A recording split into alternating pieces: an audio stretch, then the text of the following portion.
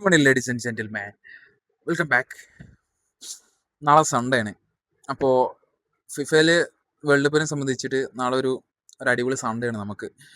കാരണം എന്താ വെച്ചാൽ 5 മണിക്ക് മോർണിംഗ് 5 മണിക്ക് പോർച്ചുഗൽ വേഴ്സസ് കൊളംബിയ, അത് കഴിഞ്ഞ് 7 മണിക്ക് അർജന്റീന വേഴ്സസ് ജോർദാൻ മാച്ചാണ് വരുന്നത്.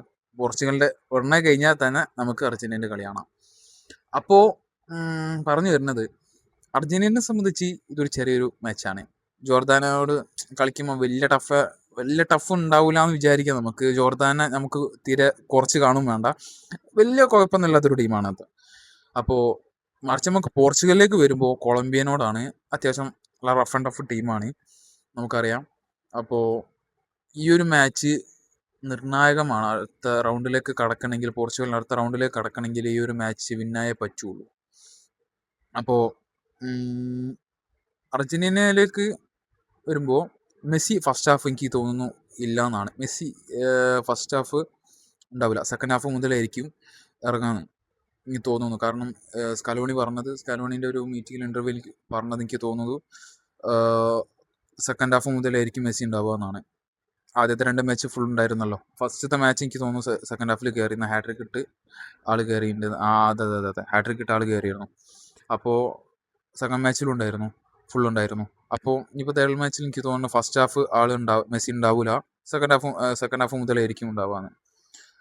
അപ്പം ജോർദാനോട് കളിക്കുന്ന സമയത്ത് ഈ ഒരു മാച്ച് അർജന്റീനക്ക് വലിയ റഫ് ആൻഡ് ടഫ് എനിക്ക് തോന്നുന്നു ഇല്ല എന്നാണ്. വലിയ ടഫ് ഉണ്ടാവില്ല. അപ്പോൾ ഈ മാച്ച് വിന്നായേ പറ്റുള്ളൂ. അടുത്ത റൗണ്ടിലേക്ക് കയറണമെങ്കിൽ ഈ മാച്ച് എന്തായാലും വിന്നായേ പറ്റുള്ളൂ. ഈ രണ്ട് ടീമിനും, അർജന്റീന ഫാൻസ് ആണെങ്കിലും പോർച്ചുഗൽ ഫാൻസ് ആണെങ്കിലും ഈ ഒരു മാച്ച് കാണുന്ന അത്യാവശ്യം നല്ല ടെൻഷനോടാണ്.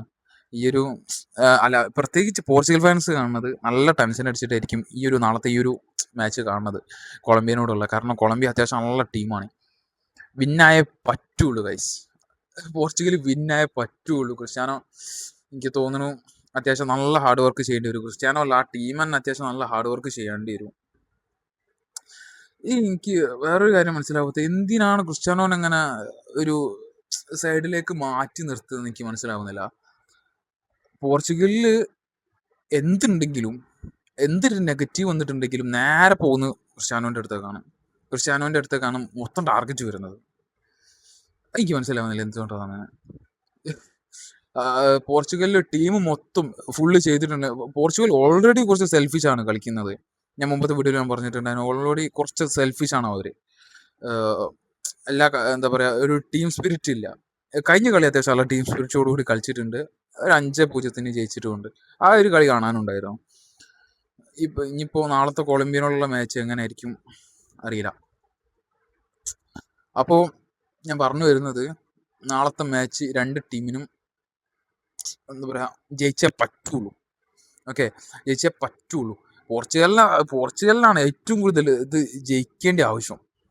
കൊളംബിയനോട് ജയിക്കേണ്ട ആവശ്യം പോർച്ചുഗലിനാണ്. അർജന്റീന നമുക്കറിയാലോ, വലിയ ടീമാണ്. നമുക്കറിയാം ജയിക്കാനുള്ള ചാൻസ് നമുക്ക് 90% നമുക്ക് കൂട്ടിക്കോ, ജയിക്കാനുള്ള ചാൻസ് വളരെ കൂടുതലാണ്.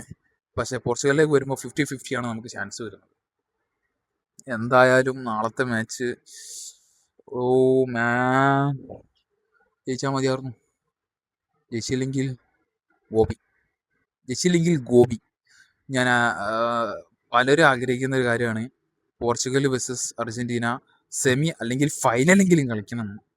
ഫൈനലിൽ കളിച്ചിട്ട് ഒരു അർജന്റീന ഫാൻ എന്ന നിലയ്ക്ക് എനിക്ക് പറയാനുള്ളത്, പോർച്ചുഗൽ വിന്നാവണം. അർജന്റീന വേഴ്സസ് പോർച്ചുഗൽ ഫൈനലിലെത്തിയിട്ട് പോർച്ചുഗൽ വിന്നാവണം.